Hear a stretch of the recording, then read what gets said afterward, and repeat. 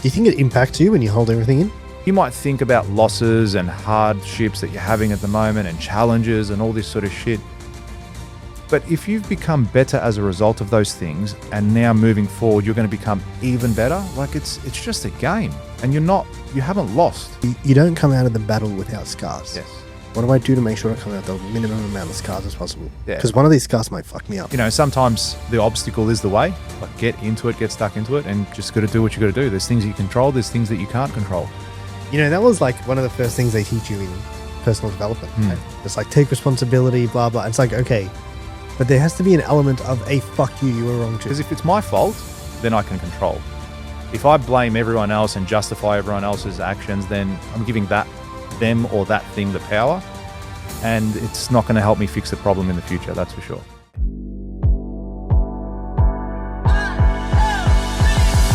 Have you ever had days where you don't want to get out of bed from a perspective of not because you're tired, but just because you're weighed down? Like, I can't face the day. What's the difference? You're not being physically weighed down tired. and tired. I'm saying I'm tired is you're just tired. Like you just want to sleep. Like you're in your good spot. Like I'm talking, there's shit going on, and you don't want to get out of bed because then you got to face the day. Yeah. Have you ever had days like that? Yes. Yeah. Heaps. I also have days where I know how much is on the next day, and I know that there's so much work, and I'm freaking out about how I'm going to get it all, get on top of it all. Yeah. And I can't sleep that night. Yes. And then the next day I'm cooked because of it. And it's like catch-22. Yeah. Like I'm trying to catch up on sleep so I can get more shit done tomorrow, but I can't catch up on sleep because I'm stressing out. Yes, I know exactly. I know that exact feeling. And I had it the other day. I had it this week. I've had it. I feel like I've had it for the last 6 months, but I haven't. but yeah, had it this week, man. Just heaps going on. Then on top of that, you get people calling in sick or something's coming up. And then you're like, God, how do you manage all this all at the same time? Yeah. And then someone wants something silly and they're like, I need a new mouse. And then you're like, get the fuck out. Yeah. Get out. You throw your mouse at them. I don't care about any of that now. Yeah. Like that's problem 397. Yeah. They got 396 more bigger problems. Yeah, exactly. Bigger ones too. And it happened to me this week it was this week, and I was in bed and I was just like, fuck, I've got to get up. I've got to do this. Oh God, I've got to do that. And it was just running through my mind as I was getting up. And then had a bit of an epiphany. Not an epiphany, but it was like, what are you going to do? Just going to stay in bed all day? Get the fuck up. You got shit to do. And that was actually what got me out of bed. It's like me being in bed for that prolonged period of time wasn't making any of that go away. Like no one else was going to do it. I had to get up and do it. It's like, fucking get up, get it done. And I did. I got up, I got ready, got to the car, got to the office, and I got stuck into it. And, sometimes the obstacle is the way. Like get into it, get stuck into it, and just got to do what you got to do. There's things you control, there's things that you can't control. And that's what I found with that day, and it doesn't make it less stressful. Like I still got heaps on, but yeah, just that quick shift in focus definitely helped me to get through that. Do you ever feel like you avoid things thinking they're going to go away? I think so. Yes, I think if I'm going to be completely honest, yes. If I just duck this a few times, hopefully they won't ask again. Yeah, it's like problems delayed is problems intensified, and it's like that's what I feel that I do that from time to time. Not always, but from time to time. And the funny thing is when I actually bite the bullet and do it, it's never as bad as you make it out to be in your head. That's for sure. I've had to do this massive. I've got some key people away at the moment. Normally I would be hand passing that shit to them and say, oi, do this. All right. That's your job, not mine. And they're not here because they're overseas on annual leave and all that sort of stuff. And people are away and all that sort of jazz. And I had to do it. Like there was no avoiding it. This task had to be done. And funny thing was, this task that I had to do, it was an application. I won't go into detail because it'll be boring for everyone. But had I done it myself, as in unassisted with AI, let's call it, so ChatGPT, this application probably would have taken me, I reckon, a good solid 5 days, worth of work, like solid work, yeah? And I just thought at the time, I'm just going to chuck this into ChatGPT, see what it can do for me. And long story short, it got me, what is going to take me, I was forecasting 4 to 5 days, I was able to do in half a day. like still solid work. Like don't talk to me for 4 hours, 4 or 5 hours. I was just sitting there working, and I got about 85% of what I was doing done. And then I had to wait for some external reports to come in from other people. But for the work that I needed to do, I got it all done within about 85%. And this is something, mind you, that there was a level of avoidance from it for me because I had so much to do, so many other things to do because, short-staffed and that time. And we're coming into completion on jobs. So just so much happening everywhere. And it wasn't until I got stuck into it that it wasn't as difficult as I thought it would be in the end. And also the fact that I utilized tools at my disposal to make it a bit easier as well.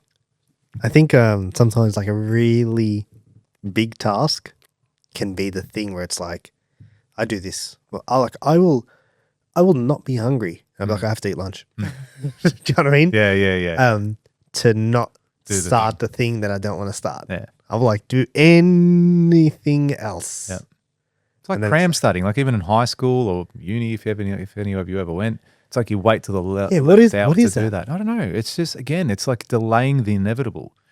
Yeah, it's like you're going to have to do it. It's like a biological thing where humans try to consume the least amount of energy to preserve their energy in case they get attacked by a saber-toothed tiger.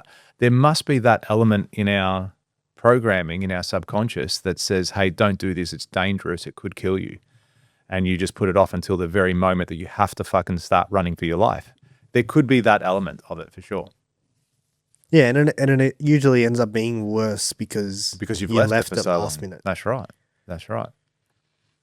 Yeah, I do that a lot. Yeah. And then it's like a last minute thing, and then it's like, man, I should have started this. I should have had this ready to go 3 days ago. Yeah, that's right. And for me, it's been a matter of like realizing that. I think that's important. Realizing that you are doing that.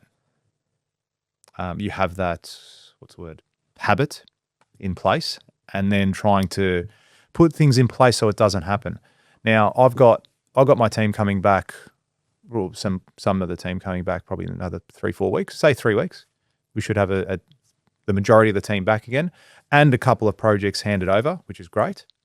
So then the next thing for me will be, right, I don't want to be in this position again. So I've had to put some stuff and strategies and systems in place now to make sure that doesn't happen, and to make sure that each and every person is pulling their weight in their area to make sure that these things don't happen, to make my life easier as well, because ultimately that's what I do that's what I want to do. I don't want to be doing those day-to-day operations.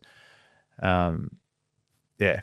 So hold on, are you happy to dive into that a little bit? Yeah, absolutely. So I've had to do a lot of the groundwork when it comes to even ordering. So what's the thing you didn't do that you wish you had done that wouldn't have put you in that position?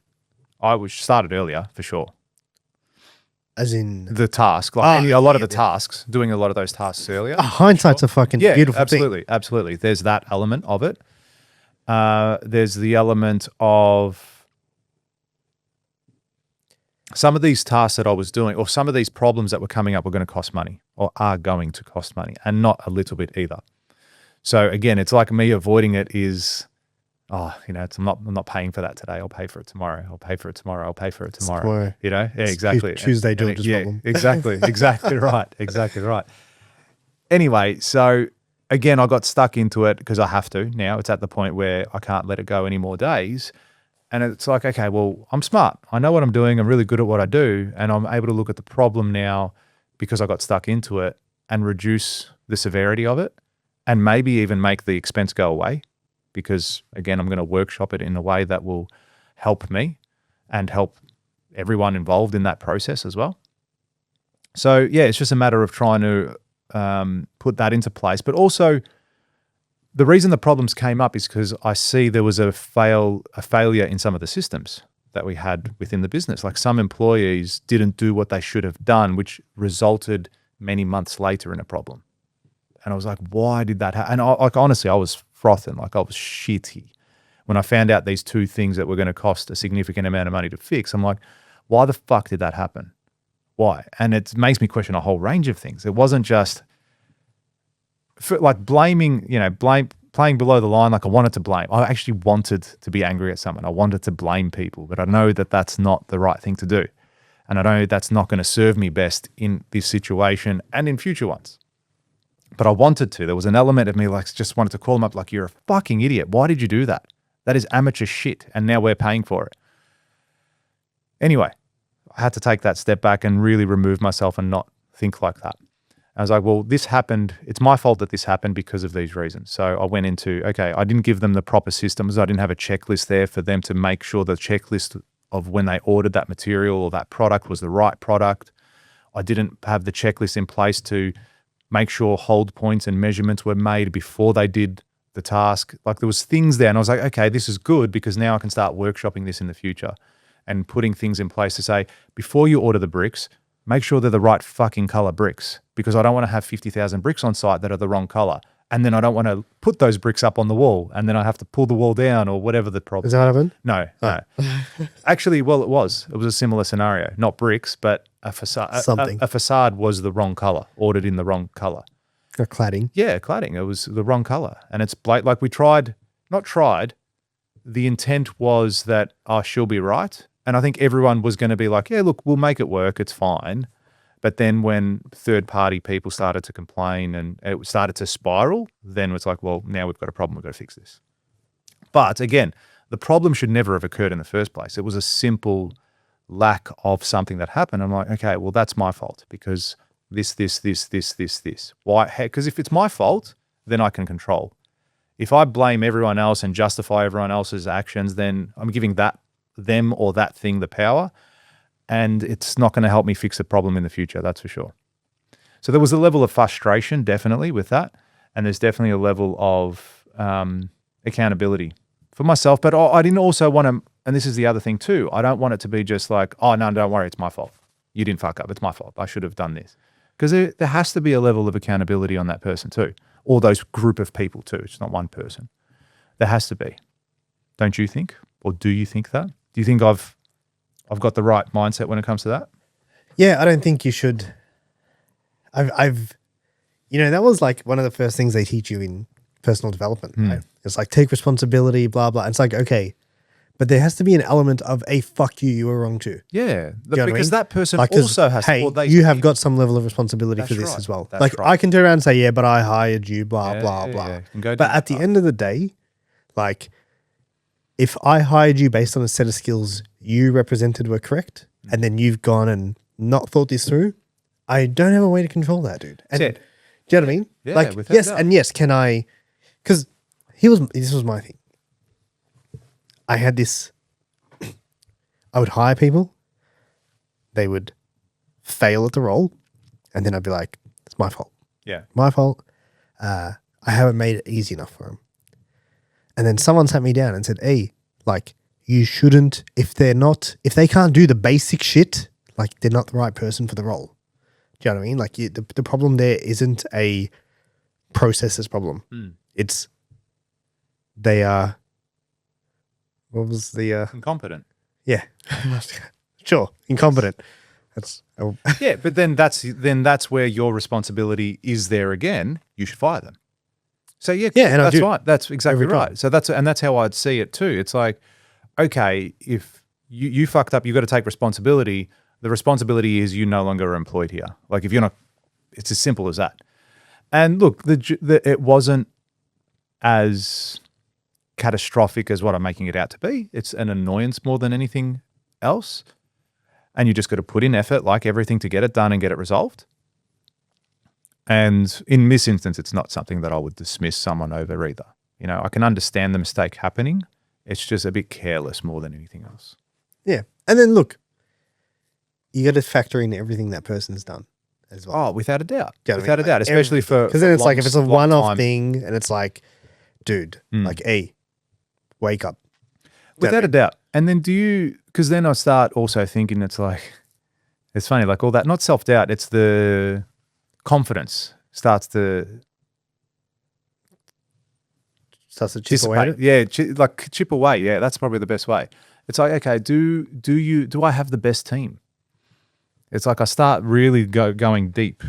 And this isn't me having a crack at anyone in my organization. I've got a great team. I want to go that deep though and say, well, okay, if I'm trying to win the grand final this year, like, do I have the best team? Is that my goal? Am I trying to win every game? Yes, I am. I'm trying to win every game. I don't want to go out and employ the cheapest person or the person I'm going to pay the least and expect the most. No, I'm going to pay superstars to deliver the project. So that's probably why I have such a high expectation, because I've got such a great team. I don't expect silly mistakes like this to happen. And when I see it happening across the board, I'm like, guys, like, when we're better than this, why are you dropping the ball? It's okay to have a bad game, but overall, we need to be winning across the board and things need to happen in order for that to happen. And that's where I think the coach, the person at the head of the table really needs to step up and look at it subjectively, feelings aside, personalities aside, friendships, whatever it is at work. Do I have the best team to help me deliver on this aspect of whatever you're doing in business? Do you give your team much of your time? Yeah, I would. Yes. Yeah. Probably.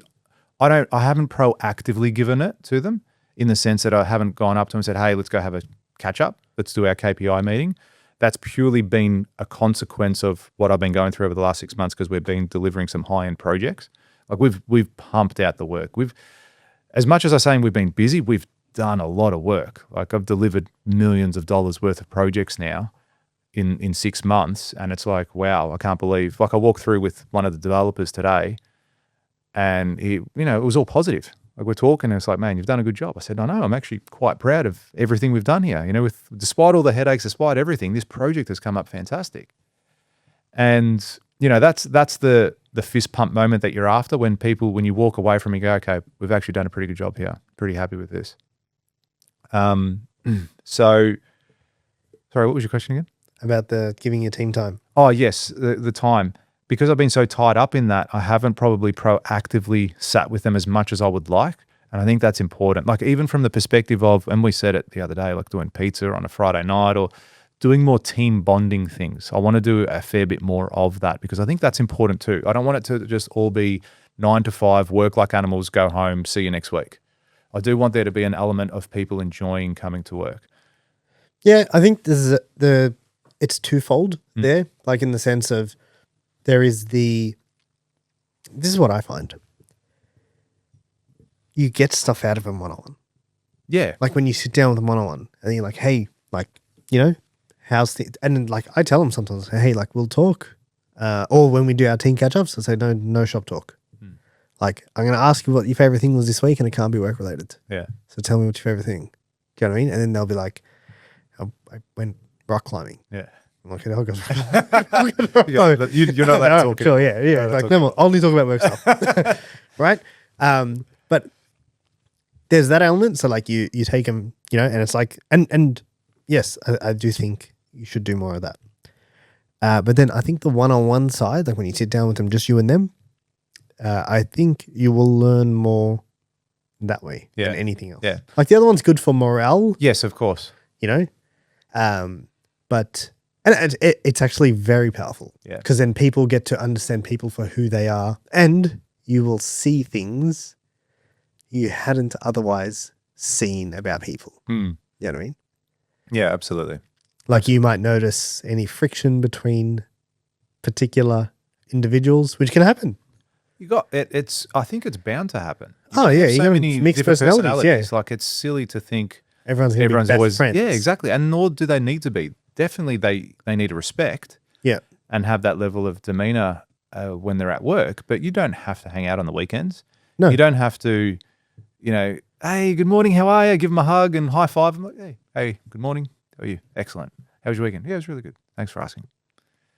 That's it. Like you don't have to be best friends, but yeah, you got to show a level of respect when you're in the office and operate, and just with anyone in general. So. Yeah, but I think it gives you the environment to notice what you wouldn't otherwise. Yeah, especially because you spend a lot of time in your office on your own. Do you know what I mean?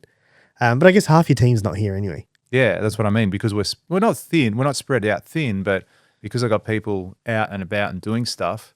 Yeah, you're right. There's people that aren't. Yeah, but you should do it. You should do one Friday a month. Everyone 2:00. We're going to have lunch. Yeah, do you know what I mean? Like call it early. Like get in that morning. You're gonna be on site at 6:30, but then at 2:00, meet me here, and then lunch, and then you clock off from there. Yeah, you know what I mean? And we sit down, we have a lunch together, everyone. Yeah. No, I'll do it. I'll do it probably in the next month or so, because as well as a bit of a celebration for completing a couple of projects that we've done. So that's a good milestone.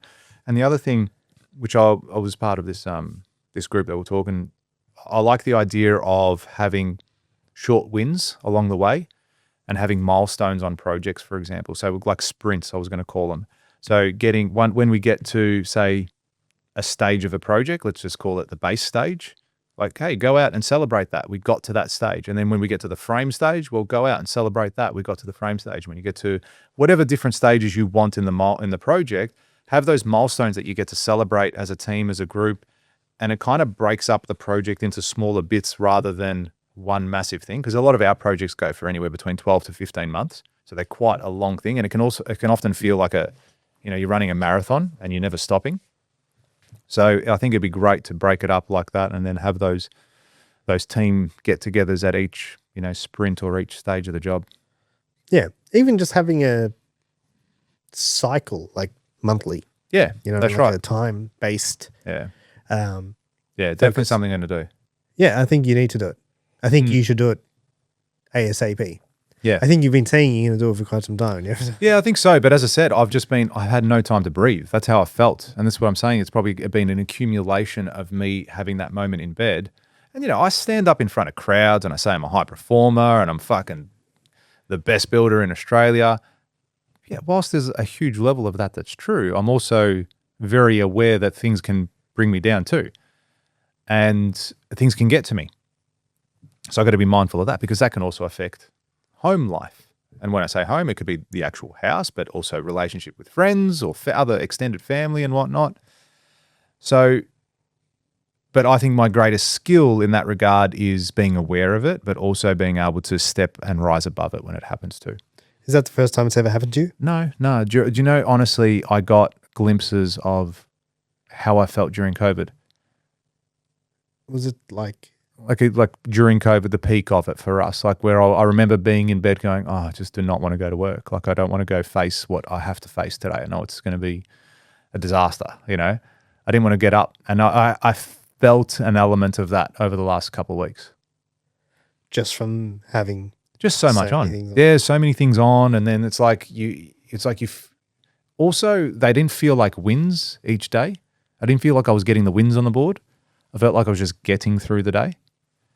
Because it's like this would happen on this day. And like you need to do this or this is going to happen and this is going to happen. Like, fuck. Like, what else do you want? Like, what else could happen? And then it just got to the point where I just laugh at it when something bad happens or a problem comes up. Oh, yeah. That's cool. So it does build a level of resilience too, I think. Because I look at these things and I go, I've done it. I've done it again. I've gone through all those most difficult things that we're talking about. I've gone through them and we've come out the other end and we've done really well. Cool. You'll be right. So there's that aspect knowing that it's always going to be okay. Yeah, that's the worst feeling though. I'm the worst at that. I'll have like a thing and then I won't sleep and then I'll be like, I'm going to get up early tomorrow and go in and get it all done. And then I'll wake up and it's like 8:30. I'm like, fuck. The worst thing I do is I sometimes are like, no, I'm going to take my laptop home. I'm going to do work. I'm going to pump it out tonight. I'm just going to do another, when kids go to bed, I'm just going to be like solid 4 hours. I'll get all this shit done. And I'll just sit on the couch. I'm like, oh, fuck, I'm tired. Yeah, that's hard. It is hard. Yeah, it is hard. But it's hard to stop and start again. Yeah. It's hard. Yeah. If you keep going, you can it's all right. keep going, yeah. But when you stop for like 3 hours and then you're like, all right, let me get back. It's like, I feel that if I have to come back here to keep going.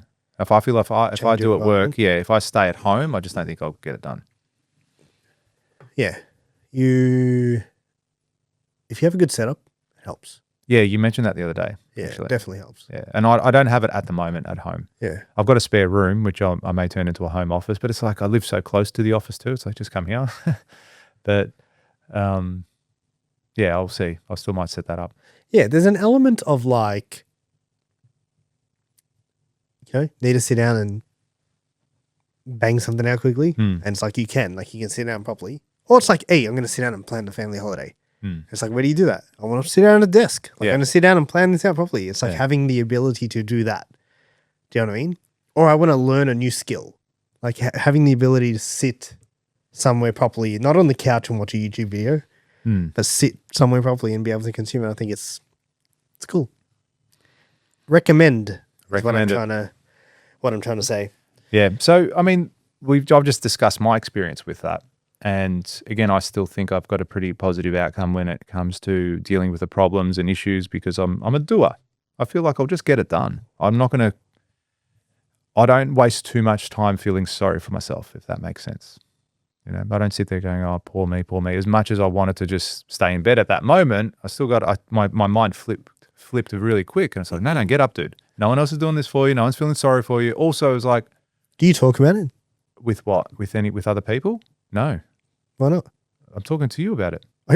And everyone listening. This is why I held it in. I kept it inside. I pushed it down and so I could bring it out right now. But so if we didn't have a podcast, you probably wouldn't talk about it. It's funny you mentioned that, yeah. I've never been the type. Why? I don't know. I don't know. Maybe I don't think it's a pride thing. It's just it's more like, no, look, I've got it. It's me. It's on me. It's always on me. That sounds like a pride thing. Yeah, I know. Yeah. Maybe not a pride. Sorry, an embarrassment thing. It's never been like I'm ashamed or I don't feel comfortable to.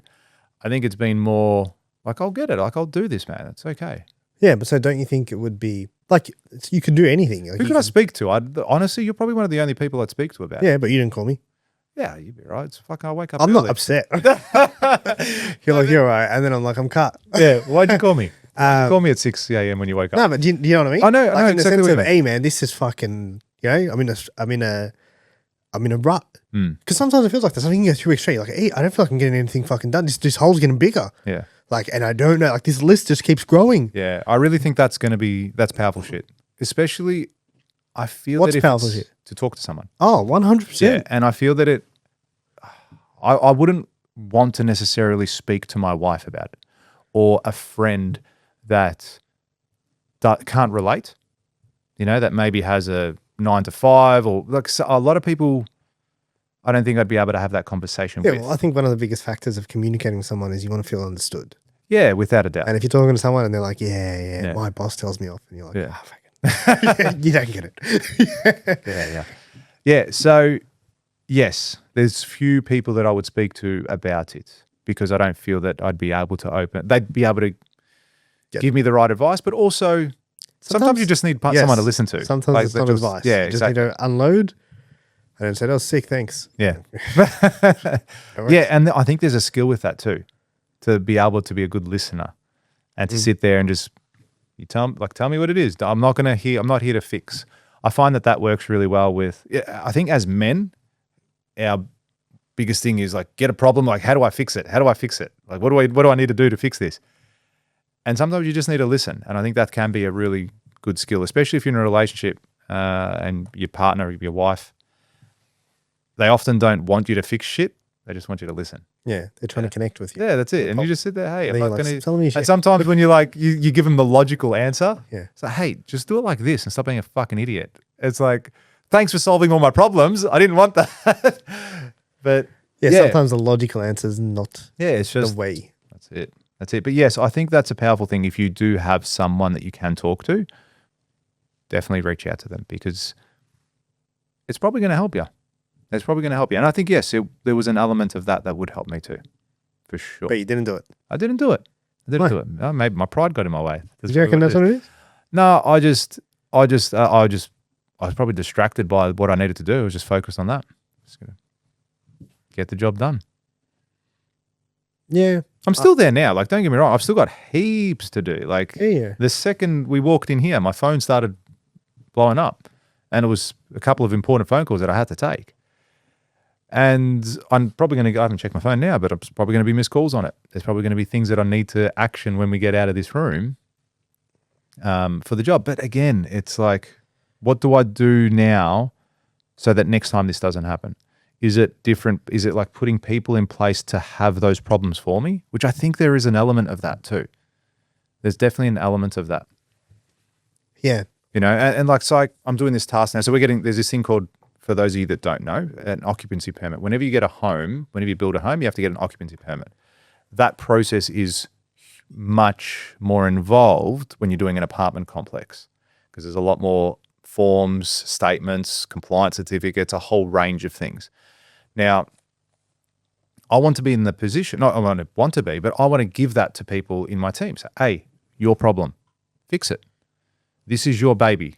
I do not want to see, I do not need to be involved in this process. I don't need to call the contractors. I don't need to call the consultants. I don't need to write the letters. You do it.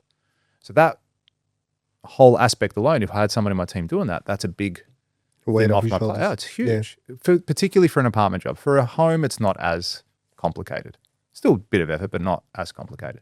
But I want to be able to give that to someone so I know next time it's not done. And start the process early, not in the 11th hour. Get everything ready from day one. You're on top of it? Yes, great. There's a level of that I want to be bringing into my next lot of projects that are coming up. I think it's huge to be able to have people on your team that can solve those problems. Yes, it is. Like I had someone come to me before and he's like, this is not working. And I was like, dude, like something about a social media account. And I was like, work it out. He's like, I don't know how. I was like, what would you do if you were at home? Like, what would you do if I wasn't here? Like, what would you do? And he's like, I'd do this. I said, go do that. I could have solved it for him. Yes. I knew exactly what it was. But I'm like, go do that fucking thing. Because you're going to learn from this. You know what I mean? I don't want to solve every one of your problems. Stop bombarding me during the day. Yeah. Like, you know what I mean? Get shit done. Work it out. You very much come to me with solutions, not problems. No, don't come to me. Do you know what I mean? Like, don't come to me, period. Yeah. That's why you got a job. Yeah. If I needed someone to come to me, I'd hire someone less competent that I'd solve all their problems for. Yeah. The other thing, I do with my kids. It's like, oh, I can't do that. I'm like, oh, really?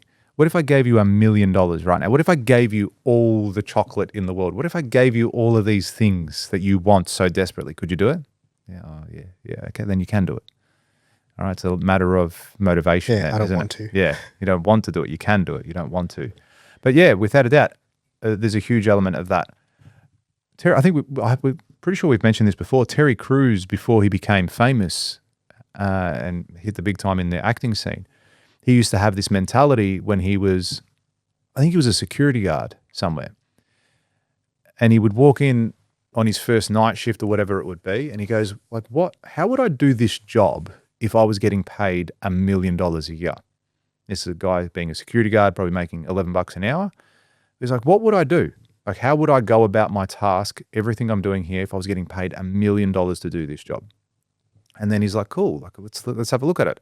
So he'd rock up on site, he'd do his checks, he'd make sure his flashlight has got batteries, he'd have a spare set of batteries, he'd make sure all the cameras are pointed in the right direction, he would report any suspicious behavior, he would report the cars that drove by more than once or twice or whatever it might be, even though it might be nothing.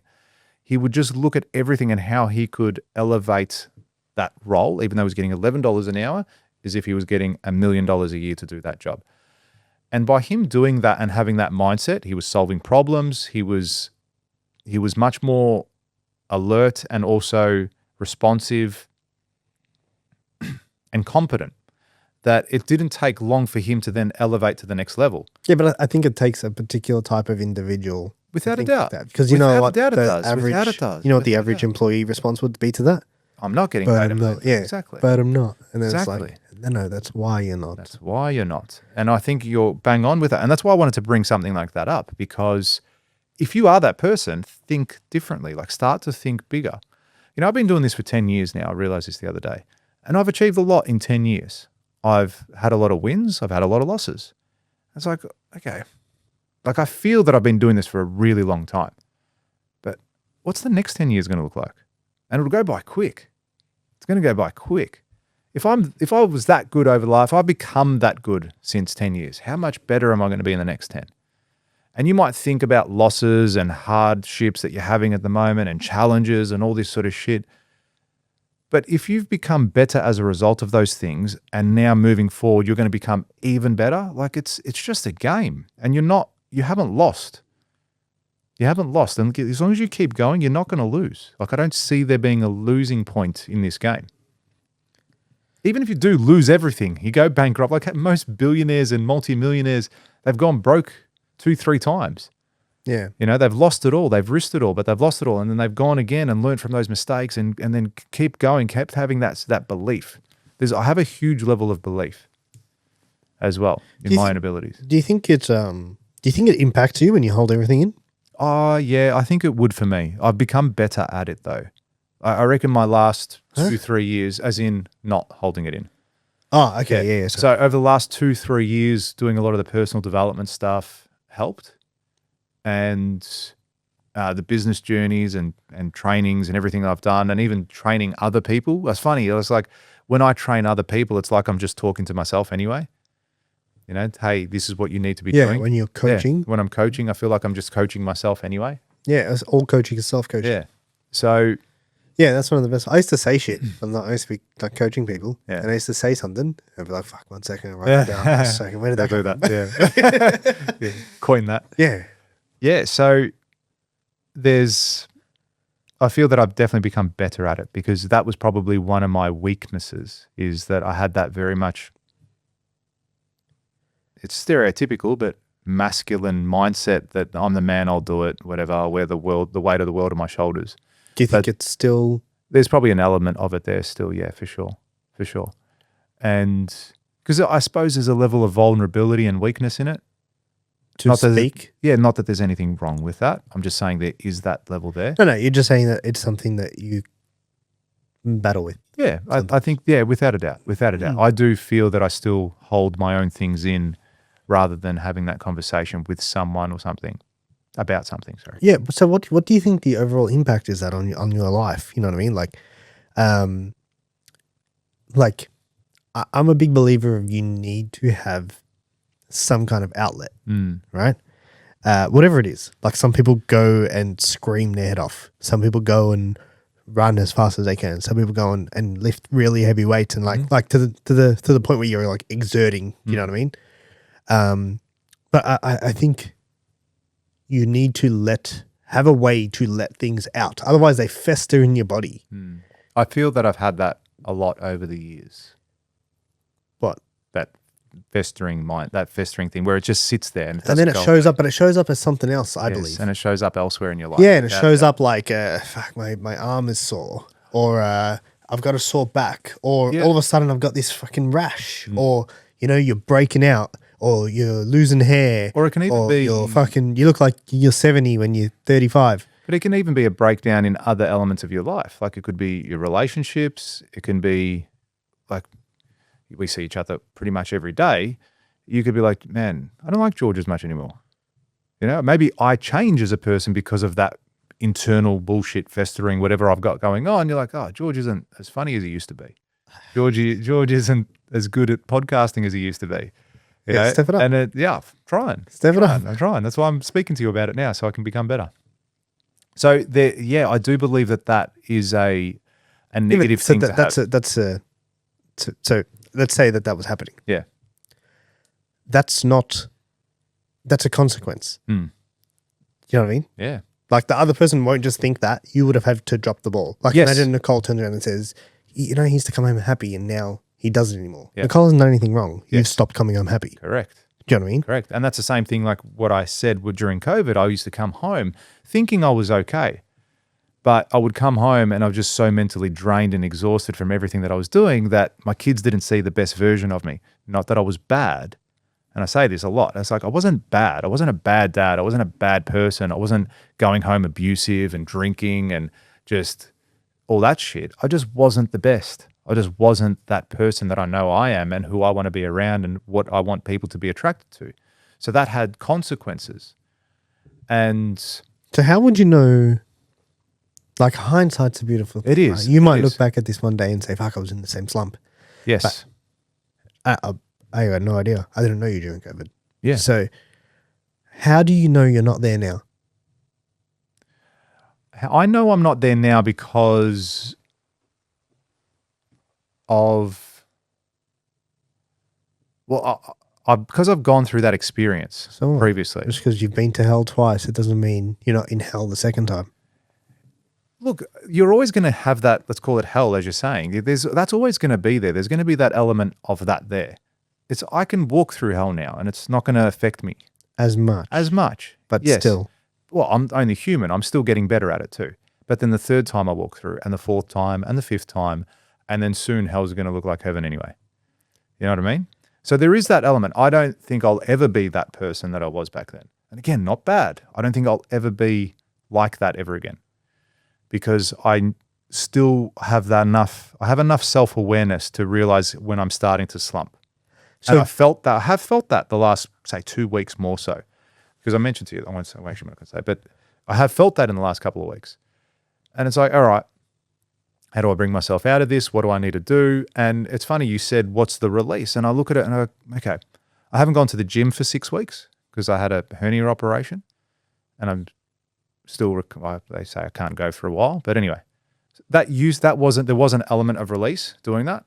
I don't think that for me, I felt so much better after I worked out, like, oh, that's good. That's all I needed. So I didn't have that. But something happened on the weekend, last weekend, Saturday. And it was a nice sunny day, winter day, but it was a nice sunny day, and I was driving. I just had music on, sunroof was open, and I was driving. I just bought a new car, and I felt, like, this is cool. I just relaxed. Like, I actually felt a bit of relief. Like, how sometimes you feel weighed down? I just enjoyed that. I've always enjoyed just cruising and going for a drive, listen to music, whatever it might be. And just being alone, in all honesty. Sometimes I don't mind that too. So I did feel that bit of relief there.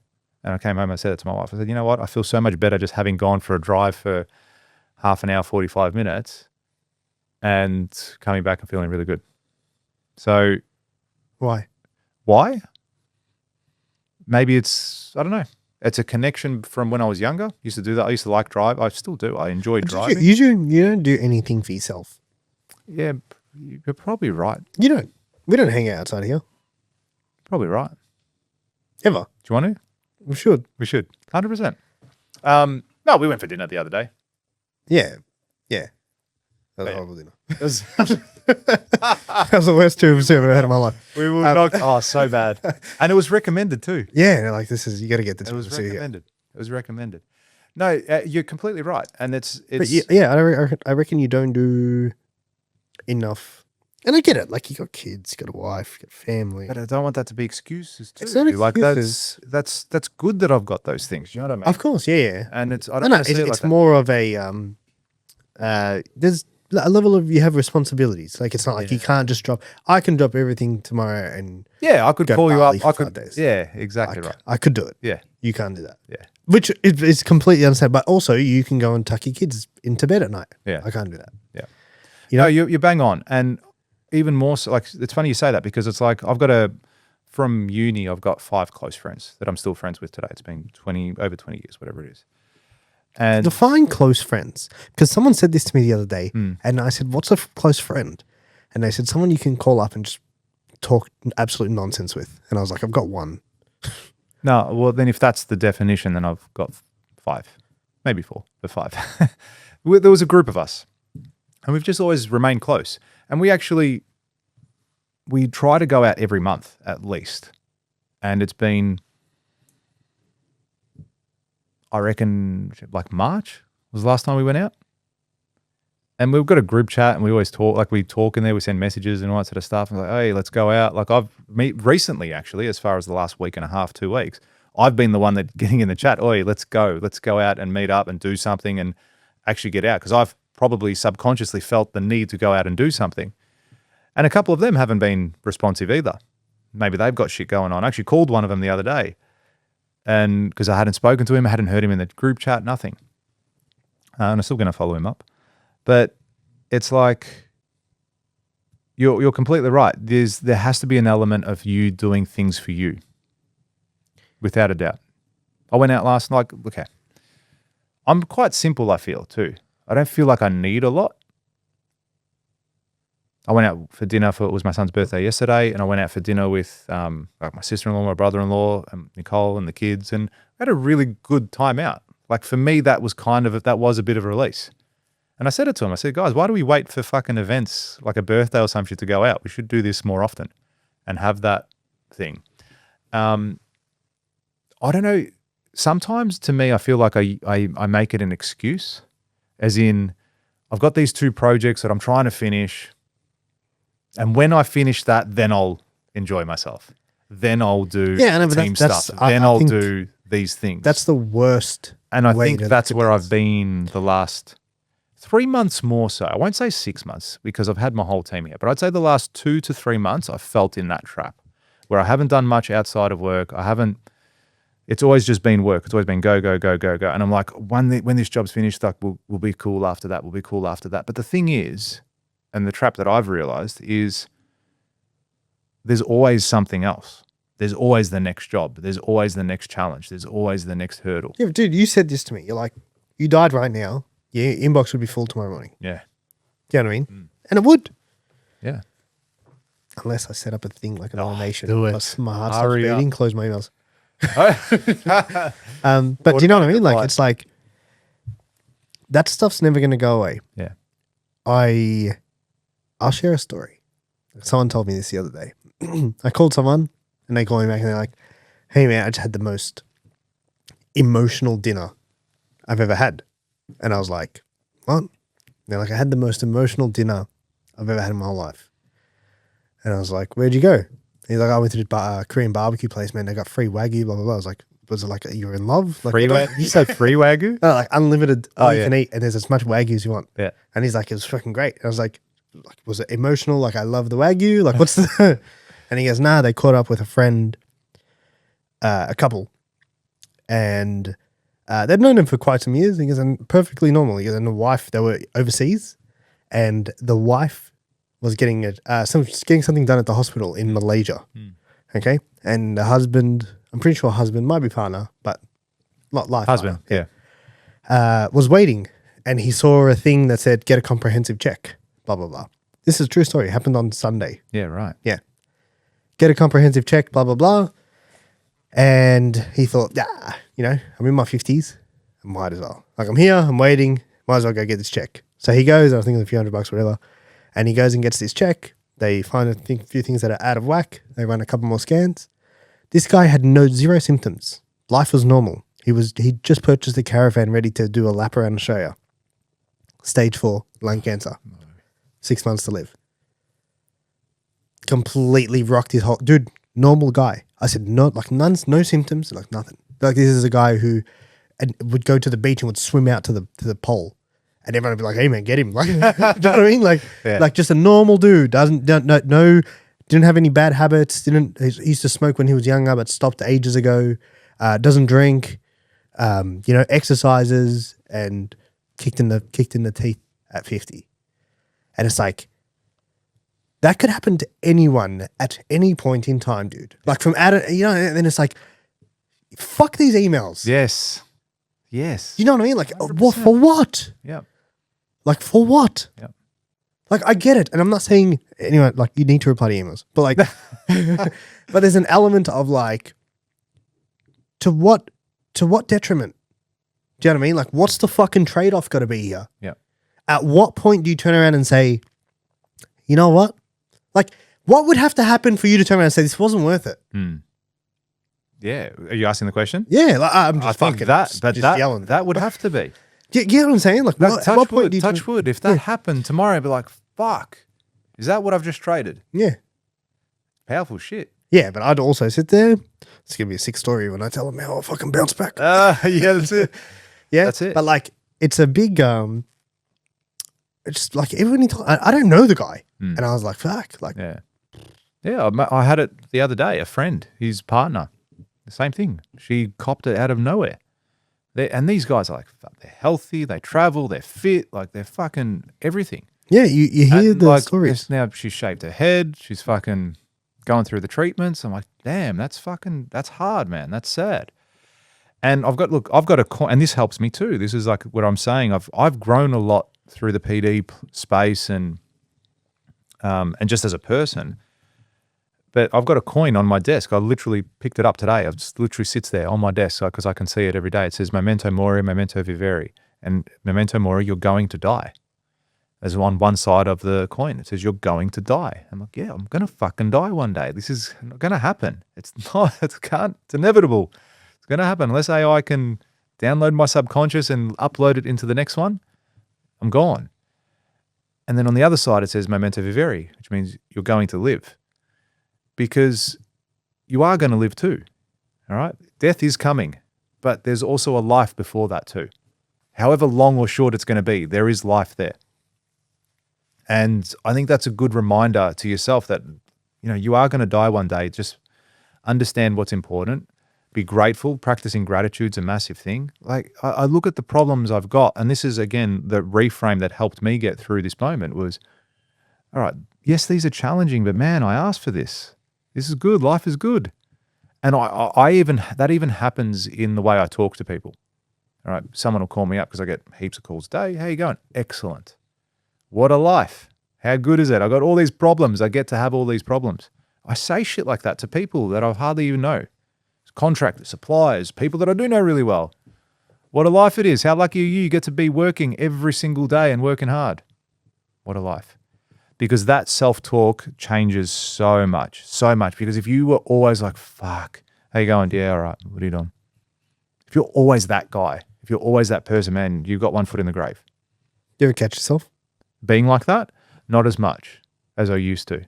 So sometimes. Yeah, sometimes. I think it's human nature. Again, we're programmed to be negative. I think it's hard. Like, it's hard to always be positive. You're hardwired. We're programmed as a survival mechanism. But yeah, I think so. I don't want to sit here and say that I don't. And like, no, I'm not David Goggins or anything like that, where I sit there and say, carry the boats and shit. Someone messaged me the other day. Like, stay hard. So, Thanks, Dave. you're the fucking softest bloke. Yeah. Hey, shut the fuck up. You know who you are. You know exactly who you are. Yeah. I was thinking about this. So if we're thinking about the same person, that's fucking amazing. That's so good. We'll talk off. We'll talk offline. Yeah. So that whole thing is so true, dude. So fucking true. And this has been good. This chat now. Yeah, This is a sick chat. This is a sick chat. This is a chat I needed. I'm gonna go home and fucking this push-ups. episode's never going to air. It's not. This was just a chat between me therapy. and you. Yeah. I'll send you a bill. Thanks. I'll pay it. Do you take Amex? Always. Good. That's all we take. That's Sorry. be offended if you didn't. So, yeah, man, that's how I know I'm better. That's how I know I'm not bogged down. That's how I know that regardless of everything I'm going through, regardless of the pressures, it's like I have a level of gratitude for it too. Have a level of gratitude for it. And yeah, but so I think there is no not doing it. Like, you're going to do hard things, but it's like, what are the things, what are the elements that you can do to help you don't come out of the battle without scars. Yes. What do I do to make sure I come out the minimum amount of scars as possible? Yeah. Because one of these scars might fuck me up. Yeah, and I agree. And I think for me, you hit the nail on the head, and you've seen it as an observation, is I don't do enough for myself. I try to do everything for everyone else, more so. I'll do things for other people than, like I say, it's a bit of a joke, but I'm like, I wear a G-Shock so my wife can wear a Rolex. Yeah. I've said that to her. And she's like, oh, don't say that. It's like, no, it's cool, man. I'm fine. Like, you wear that. I'm happy with this. This is cool. But so there's an element of... But why not I have a Rolex and you have a Rolex? I can do both. I could go out tomorrow and buy one. I'm not going to, but I could. Do. That's it. I did something else silly anyway. And this was another little thing that I was going to talk to you about. We touched on it a little bit, having imposter syndrome. And I've never really felt that I've had imposter syndrome. Do you know what I mean? I've never really felt like I don't deserve this, or I shouldn't be here, or I shouldn't have this. I've kind of, maybe it's a level of arrogance. I don't know, potentially. Always felt, no, I deserve this. Like, I've worked hard. This is mine. I'm doing it.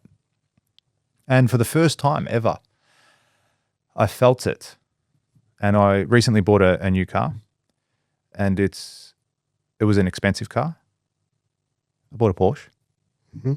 Congratulations. Thank you. And yeah, you came with me. We drove around, and you asked me, like, how do you feel?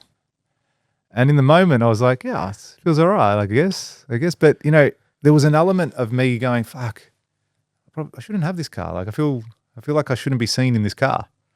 I feel like I shouldn't tell people. But why? I should be celebrating that. I've worked hard for it. I should be celebrating the accomplishments and all that sort of stuff. There should be an element of that too. But I felt like the word's not ashamed. What's the word? It's deserving. I don't know. Is that what I'm trying to say? It was odd. What was it about it? Who are you worried might see you? No one specifically. Like, it was more a me thing. It wasn't anyone else. But it's like, no, but so it's always someone else. Because if you were driving that car in Germany and you didn't know anyone around, you wouldn't have felt that way. Yeah, potentially. Well, it's not mine either, though. You're saying if I hired one? What if you Just bought it? whatever. Embodied. Just for a laugh while you were on holiday. Just for a laugh. What a life. What a life. Do you know what I mean? Yeah. Yeah. No, I do know what you're saying. But So it's usually an element of what we think someone might think about us. Or like you might pull up and see another Porsche owner. Could be that. And feel like, oh man, like I don't, when there's a lack of. yes. Do you, I'm spitballing here. No, that's fine. You know what I mean? But like, Look, there's probably an element of me also in my profession and what I do. It's like we've said this. Would I ever rock up to see a client? Okay, I'm going to see a potential client tomorrow. This is actually happening. have we said this on the podcast? We've had this conversation, but was yes, it live? I can't remember. Okay. But yeah, tomorrow. Okay, so I'm going to see an actual client tomorrow, a potential client, looking at pricing a job for him, done some intermediate work for him and given him some advice and all that sort of stuff. And I'm actually going to meet him face to face the next day. Now, if I rocked up in the Porsche or I rocked up in a Ranger, like what message is that portraying to that person?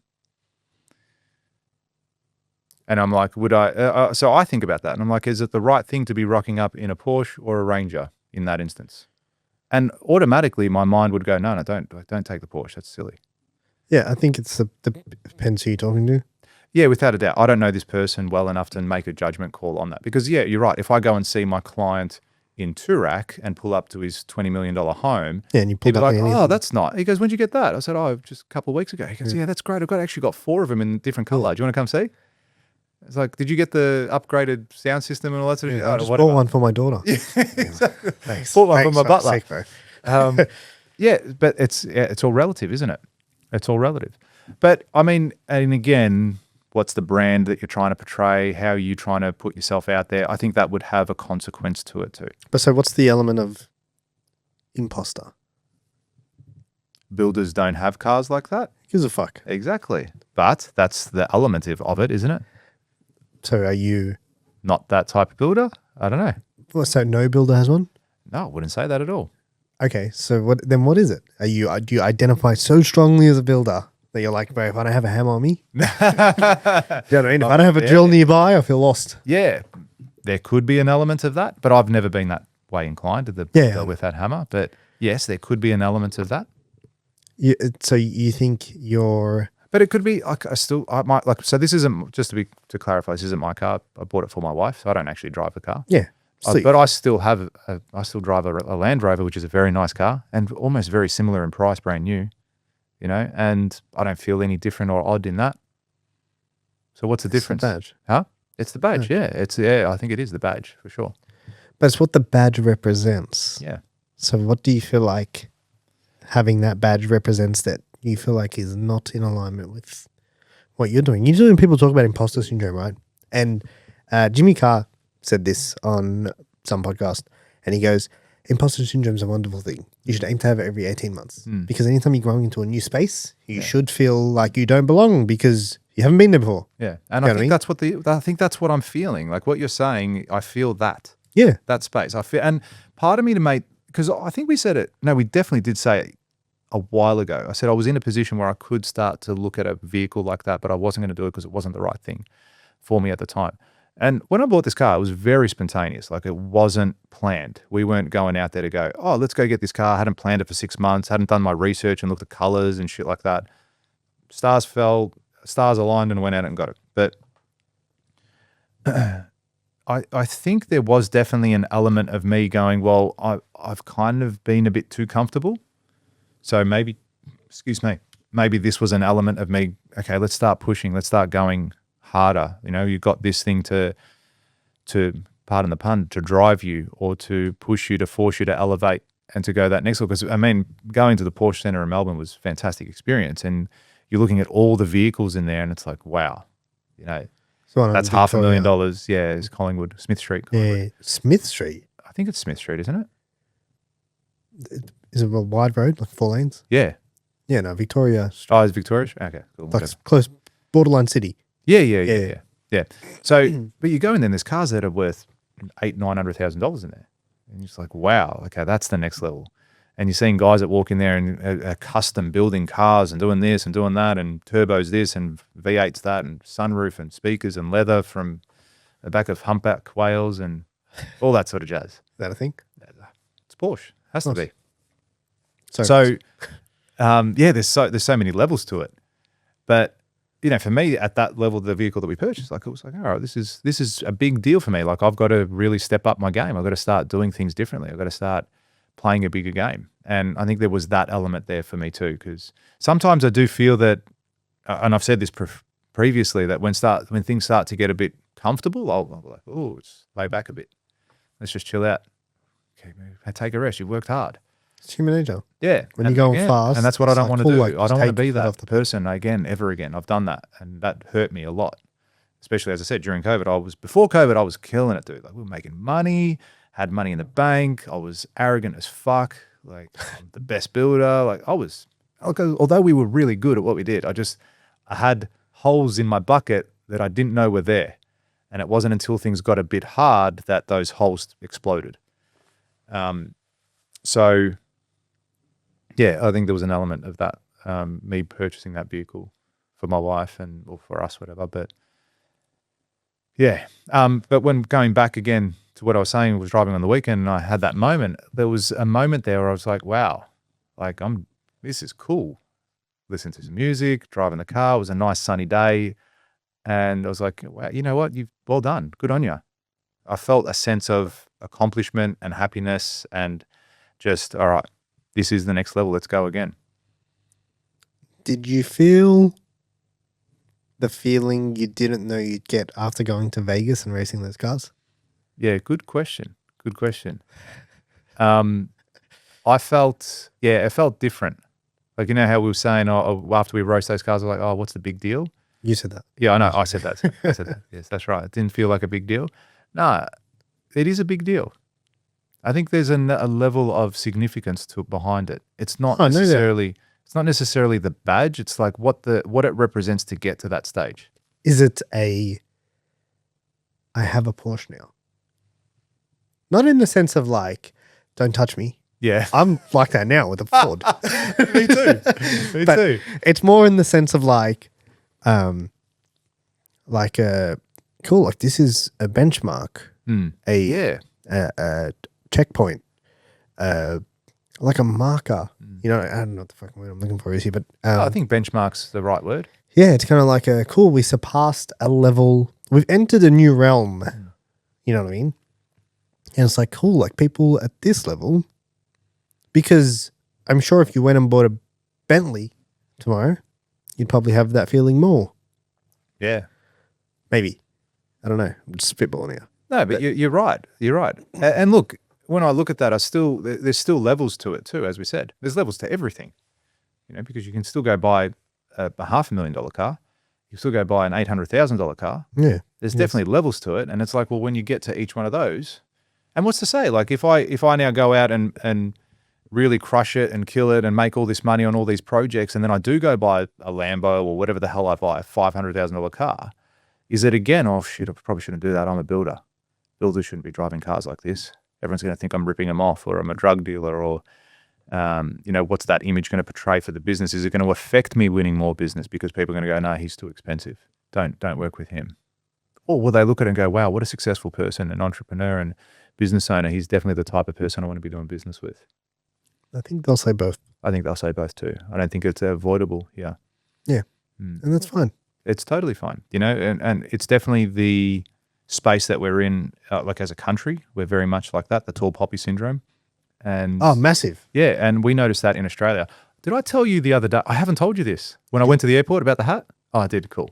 Yeah, so for context, guys, when we're in the States, me and Robbie were wearing our $1 Million Days hat, repping as we do.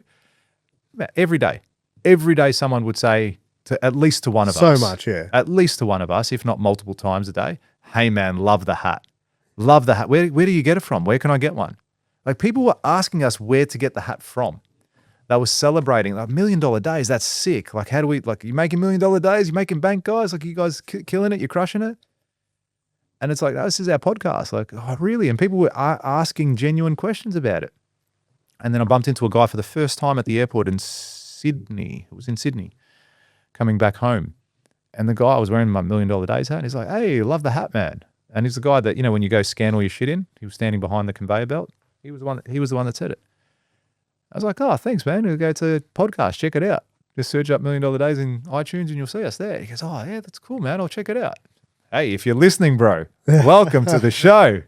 Welcome to the show. Just got a free plug. You got a Whatever free your name plug. is. Well done, Jamal. Jamal. It was 100% Jamal. No, they wouldn't let him Jamal work at the airport. Huh? Says the bloke that gets pulled over every fucking time we go out. It's good. I'm a dangerous guy. What if you're going to blow shit up? Thought you better check every fucking time. He's going to blow You up. don't know me. Metaphorically and Yeah. And metaphorically. Is that why your vest is puffy? yeah. So I can hide shit. So I do. yeah, that goes to show the mentality, because we've worn that hat so often, and not once in Australia have we ever really, well, not once. So do That you was think you'd first be more comfortable driving a Porsche in the US? Perhaps from what I've seen and heard other international business people say the same thing, where they go to the States and they'll drive that same car and they see that as a level of like accomplishment. Hey man, well done. Like, what did you do to get there? People celebrate that more so, the success, than they do here. And I kind of envy that a little bit, you know? I also think America has a level of delusion. Just from everything that's been happening lately, like they are doing some cook shit at the moment. And it's like, everyone's like, yeah, Australia, you know, USA. Yeah. And you're like, They always have. you guys are not in a good spot, man. Yeah. But you take the good with the bad, right? The same way we do that here. Australia's not really, we're doing some cook shit. Yeah, without a doubt we are. Yeah, like the footy player who had a homophobic slur. Oh, And yeah, then they you said that the other day. stopped That him, was fucking Send him stupid. send him to Pride Management School, Oh, man, that's Pride Management Training or something. that is so fucking Yeah, and it's like, come on, guys, like we're What way too level- far to one side. Do you know what I mean? Yeah, you can't do that. What would It's you like- do? What would you do in that instance if you were the footballer? Me, Because you probably just turned around as a bloke would on the footy field and said, "Yeah, nice mouth guard, homo." Like maybe you said some shit like that. Do you know what I mean? It was probably something as just innocent as that, like a slide of the tongue, Hey. and then it made it. They club made it out as in, oh, he came to us because he was concerned. He was concerned. Self-reported. About, yeah, self-reported. That's all an image bullshit thing. He did not go to them and say, "Oh, by the way, I may have called this person a homo because of his rainbow mouth guard." Do you know what I mean? You've never done it? I'd go out of my way to do that. Self-report. No, Call people homos? Yeah, just try and find someone with a rainbow mouth guard.